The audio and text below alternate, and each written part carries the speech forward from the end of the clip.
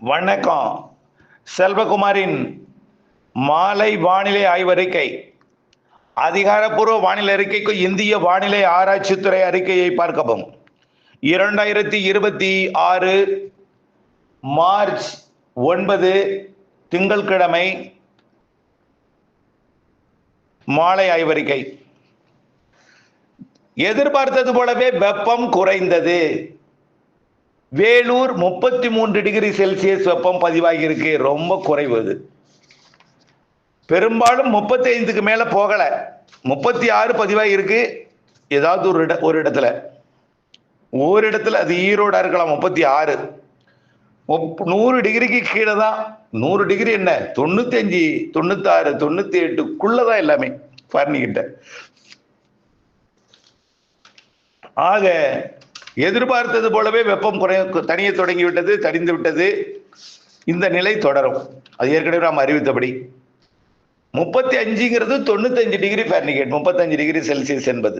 36 என்பது 96.8 தான் பதிவாயிருக்கு. இன்னைக்கு நிறைய இடங்கள்ல இருந்து தகவல் வந்திருக்கு. நீங்கள் அறிவித்தது போலவே வெப்பம் குறைந்து விட்டது என்ற மகிழ்ச்சியான தகவலை கொடுத்திருக்காங்க.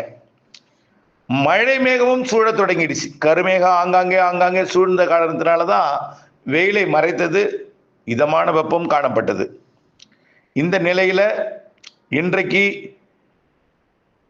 ஒரு சில இடங்கள்ல தூறல் கொடுத்துச்சு. ஆனா ரொம்ப நேரம் இல்லை, 1-2 விழுந்துச்சு, அவ்வளவுதான். பெரிய தூறல் இல்லை.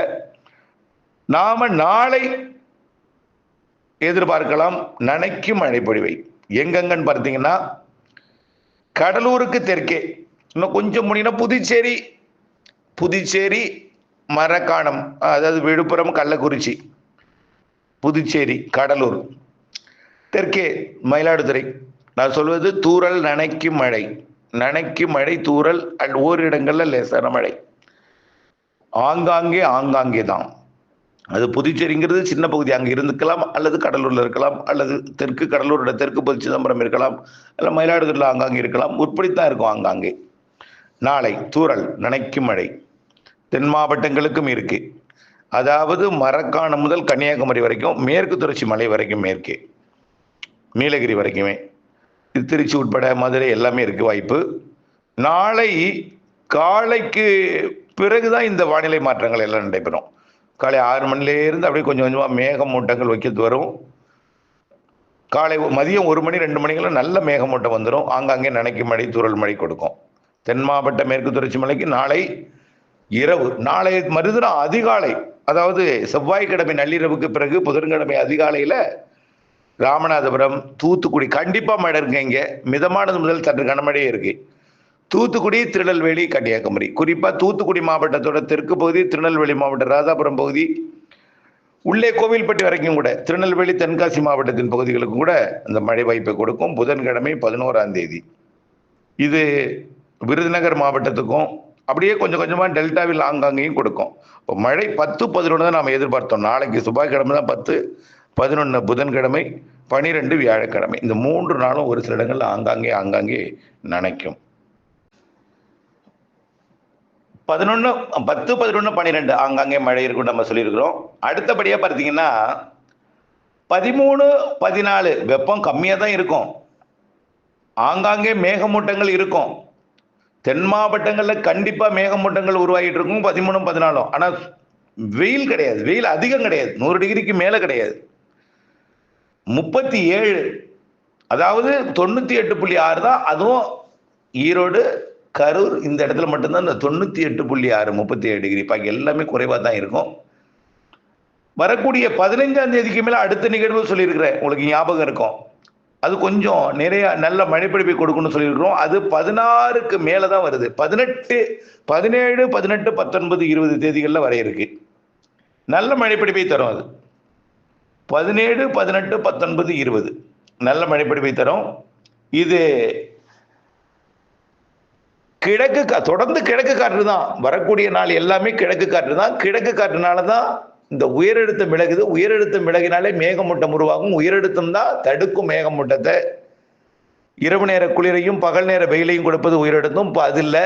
இப்போ இரவு நேரத்தில் மிதமான வெயில், மிதமான ஒரு குளிரும், பகல்ல மிதமான வெயிலும் அது மேகமூட்டம், மழை தூறல் எல்லாம் கொடுக்கும் போது 16ஆம் தேதிக்கு மேல 17, 18, 19, 20, 21 ஏன் மாச கடைசி வரைக்குமே அடுத்த நிகழ்வும் பின்னாடி வந்துடும். இதனால தமிழ்நாடு, ஆந்திர பிரதேசம், கர்நாடகா, கேரளா எல்லாமே நல்ல மழை இருக்கு. ஆனால் பரவலா பெய்யாது. பாதிக்கிற மழை இல்லை, இடையூறு கொடுக்கும் மழை, ஆங்காங்கே மழை, இடி மழை. ஏனென்றால் கிழக்கு காற்றில் இருக்கக்கூடியது நீராவி, வடக்கே இருக்கக்கூடிய குறைந்த அழுத்த பகுதிக்கு போகும்பொழுது அந்த குளிர்காற்றுடன் சந்திப்பை ஏற்படுத்தி வட தமிழ்நாடு தென் மாவட்டங்களும் கொண்டு எல்லா மாவட்டங்களும் கொண்டு கேரள எல்லையோர மாவட்டங்களுக்கு நல்ல மழை பொழிவை கொடுக்கும். குளிர்காற்றுக்கு முன்னாடி மரங்களால் குளிர்வித்து மலை பகுதிகளில் கல்வராயன் மலை, அதே போல மேற்கு தொடர்ச்சி மலை, இங்கெல்லாம் கூட நல்ல மழை பொழிவை வரக்கூடிய 18ஆம் தேதிக்கு மேல எல்லா மாவட்டங்களுக்குமே கொடுக்க போகுது. ஆனா பாதிக்கிற மழையில அச்சப்படுத்துவோ பீதிப்படுத்துவோ நான் செய்யல. ஆங்காங்கே ஒதுக்கி ஒதுக்கி இருக்கும். ஒரே இடத்துல கொட்டாது. பாதிக்கிற மழையில ஆங்காங்கே இருக்கும், ஒதுக்குதலும் இருக்கும். 18 20 மாச கடைசி வரைக்கும் 2 நிகழ்வு இருக்கு அடுத்தடுத்தது. சரி, வெயில் எப்படி இருக்கும்? நிறைய பேர் கால் பண்ணிட்டே இருக்கீங்க, சார் வெயில் அதிகமா இருக்குமா, தர்பூசணி போடலாமா, வெயில் அதிகமா இருக்குமா? அதிகமா இருக்குங்கிறாங்களே. வெயில் அதிகமா இருந்தா தர்பூசணி, குளிர்பாதனம், அதாவது கூல்ட்ரிங்க்ஸ், அப்படியே பார்த்தீங்கன்னா உப்பளம், இந்த பகுதிக்கெல்லாம் செங்கல் சூளை, இதெல்லாம் நல்ல மகிழ்ச்சி. ஆனா வெயில் அதிகமா இருந்தா தென்னை போன்றவையெல்லாம் தென்மேற்கு பருவமெல்லாம் குறையுமோ அப்படிங்கிற ஒரு சந்தேகம்லாம் எழுப்பிட்டே இருக்கீங்க. நான் திரும்ப திரும்ப சொல்றேன், இப்போ வரைக்கும் நியூட்ரல் தான் இருக்கு. ஐஓடியில் பாசிட்டிவ் ஐஓடியா போக போகுதுன்னு நம்ம ஏற்கனவே சொல்லியிருக்கிறோம். ஏன்னா நீரோட்டங்கள்லாம் அரபிக்கடலுக்கு தெற்குப்புறம் வந்திருக்கு, அரபிக்கடல் வெப்பம் உருவாகிருக்கு. கோடையில் 2 நிகழ்வு இருக்குன்னு சொல்லியிருக்கிறோம். ஏப்ரலில் ஒரு நிகழ்வு, மேல ஒரு நிகழ்வு இருக்குன்னு சொல்லியிருக்கிறோம். அரபிக்கடலில் கண்டிப்பாக நிகழ்வு உருவாகும், கோடை நிகழ்வு இந்த வருஷம். தென்மேற்கு பருவமழை தொடங்கும் போதாவது ஒரு நிகழ்வு அரபிக்கடலை உருவாகும். அதே போல வங்கக்கடல் வெப்பமும் உயர தொடங்கியிருக்கு. அதனால கண்டிப்பா தென்மேற்கு பருவமழை சராசரிக்கு அதிகம்தான். அதுல இருந்து முன்கூட்டியே தொடங்குது. கோடையில் நிகழ்வு இருக்கு. வெயில் 104 டிகிரிக்கு மேல போகாது. எப்பயாவது ஒரு இடத்துல 105 போனாலும் கூட அது ஒரு நாள் தான் இருக்கும். பெரும்பாலும் 104 தான். 104, 100, 38, 100 என்பது 38, 39 102, 40 என்பது 104, 40 டிகிரி. ஒருவேளை 41 போனாலும் அது 105 வரை நின்றுடும், அவ்வளவுதான். 47, 48 செல்சியஸ் எல்லாம் போயிருக்கு. அந்த மாதிரி இருக்காது, கவலைப்படாதீங்க. ஆனால் இடையில கோடையில மழை இருக்கு, நிகழ்வு இருக்கு என்பதையும் திரும்ப திரும்ப சொல்றேன். நியூட்ரலா தான் இருக்கும். இப்போ வந்து லானினா தான் தொடருது. இப்போ வரக்கூடியது பசிபிக் பெருங்கடல்ல நடுநிலையோ அல்லது லானினாவோ தான் தொடர்ந்து, உடனடியா எல்னினோ வாய்ப்பில்லை. ஏன்னா நீரோட்டம் தொடர்ந்து ஆசிய பக்கம் தான் ஏத்திட்டு இருக்கு, கொஞ்சம் மத்திய பசிபிக் பெருங்கடல் வரைக்கும் ஏத்துது, அவ்வளவுதான். அதனால நடுநிலையா மாறலாம்.